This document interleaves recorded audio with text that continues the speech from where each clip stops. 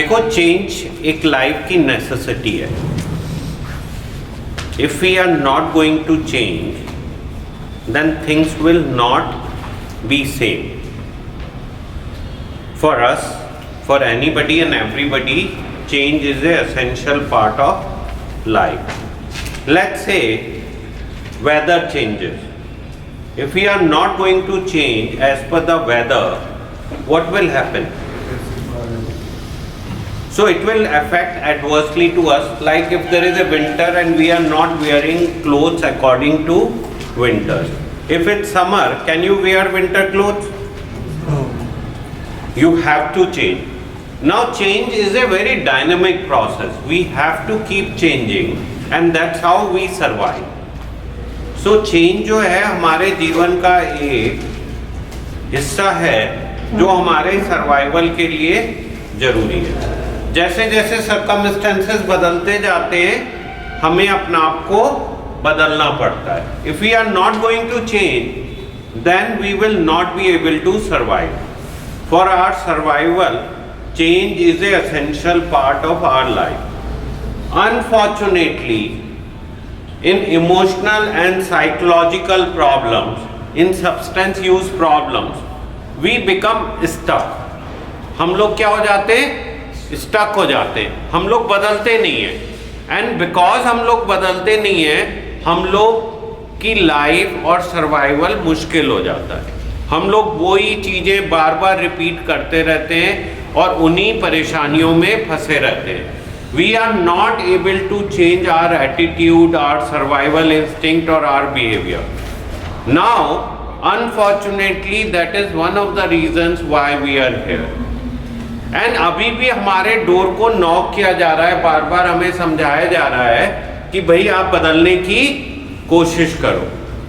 अगर हम अभी भी नहीं बदले तो हम फिर दोबारा से इस बीमारी में उलझे रहेंगे एंड हम अपनी लाइफ को नॉर्मली लीड नहीं कर पाएंगे.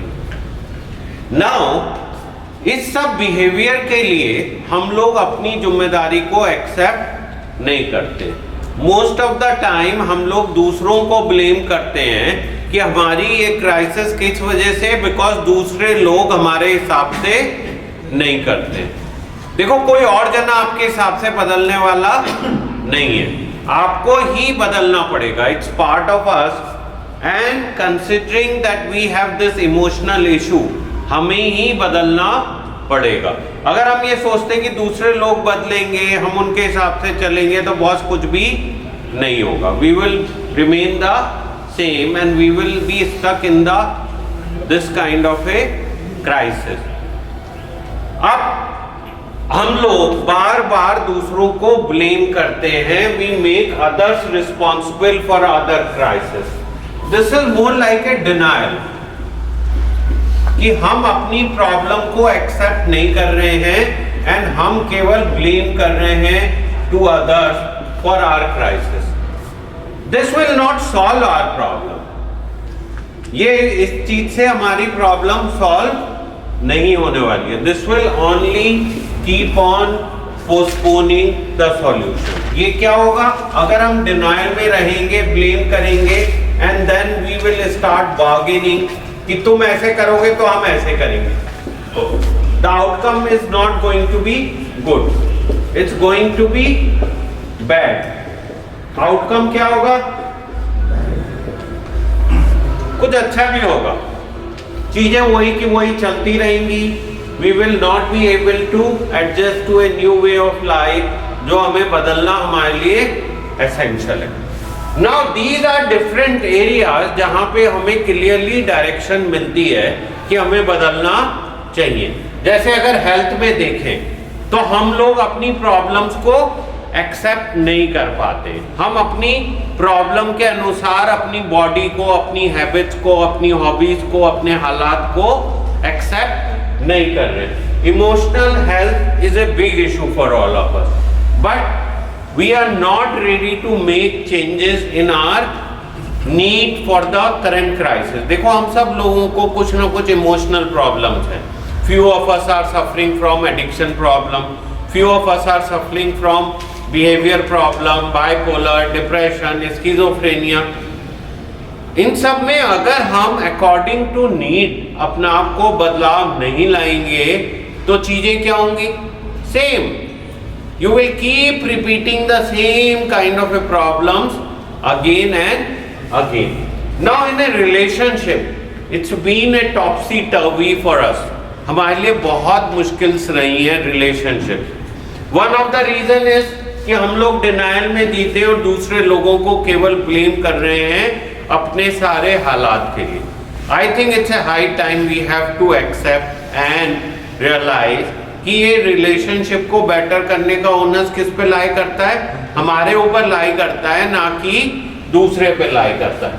सिमिलरली फाइनेंसेस में हम लोगों ने बहुत मैसअप किया है बिकॉज शायद हम लोग इमोशनली स्टेबल नहीं थे, हम अपनी लाइफ को ठीक से मैनेज नहीं कर पा रहे थे, तो हमारी सारी फाइनेंशियल प्रॉब्लम्स पैदा हो गई. एज वेल एज ये इलनेस बड़ी क्रॉनिक किस्म की इलनेस है. आपको ये क्लियरली अंडरस्टैंड करना पड़ेगा कि ये आपको दोबारा से अटैक कर सकती है, और अगर आपके पास पैसे नहीं होंगे तो स्पेशली कंट्री लाइक इंडिया आपकी बीमारी का इलाज ही नहीं हो पाएगा. You will be on the roads. आप सड़कों पे होगे बॉस, आपके हालात क्या होंगे? You will be on the road. So I think it's necessary that we have some savings for our treatment. Now कहीं ना कहीं हमें अपने माहौल को भी बदलाव लाना पड़ेगा और हमें ये देखना पड़ेगा कि हम अपने सर्कमस्टेंसेस को, हालात को कैसे चेंज करें. लेट्स से हमारे सराउंडिंग में, ऑफिस में हमारे को बड़ा प्रेशर है, हम उसको बियर नहीं कर पा रहे हैं. हमारे घर के आसपास अधिकतर लोग ऐसे लेते हैं जो सब ड्रिंक कर रहे हैं, हम उसको मैनेज नहीं कर पा रहे हैं. हमारे आसपास बहुत स्ट्रेस है और उससे बार बार डिप्रेशन हमें डेवलप हो जा रहा है. फाइनेंशियल इश्यूज हैं. नाउ ये सब चीजों को बदलाव लाना और उन प्रॉब्लम को सॉल्व करना इज ऑल्सो आवर रिस्पॉन्सिबिलिटी. कहीं ना कहीं society is also a very important factor and it's a relationship. देखो सोसाइटी में हम आइसोलेटेड नहीं है. We set the right example, we are appreciated.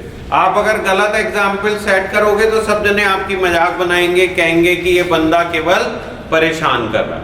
Now ये भी आपकी जिम्मेदारी है. नाउ सिमिलरली स्पिरिचुअलिटी को मैं इंसानियत से जोड़ता हूँ. स्पिरिचुअलिटी का मतलब कुछ और नहीं है. हम लोग सब जने एक सोसाइटी में रहते हैं where we are dependent on each other. अगर हम लोग एक दूसरे को लुक आफ्टर नहीं करेंगे तो हमारा सर्वाइवल मुश्किल हो जाएगा. अनफॉर्चुनेटली हम में से बहुत सारे लोग under the influence of disease जब बीमार थे तो उन्हें केवल अपनी अपनी दिख रही थी, वो दूसरे लोगों का सोच ही नहीं पा रहे थे और उससे उनकी प्रॉब्लम्स बहुत ज़्यादा क्रॉनिक हो गई.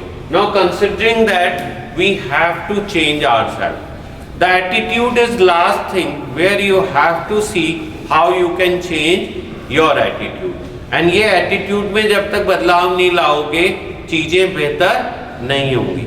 आई think it's a high time we should accept that change is necessary. अगर बदलाव नहीं लाए तो आपका सर्वाइवल मुश्किल हो जाएगा और आप इस तरह की जगह पे बार बार आते रहोगे. क्वेश्चन सर्वाइवल का है. हम लोग कोई फन बिजनेस में नहीं है, ह्यूमर के लिए हम यहाँ पे नहीं आए हैं. आप सब लोग इतनी दूर से आए हो and you are spending your exclusive precious time. आप सब लोग बहुत अपना कीमती समय यहाँ पे लगा रहे हो. मुझे लगता है हाई टाइम है कि हमें बहुत सिंसियरली एफर्ट करके अपने अंदर बदलाव लाने की कोशिश करनी पड़ेगी.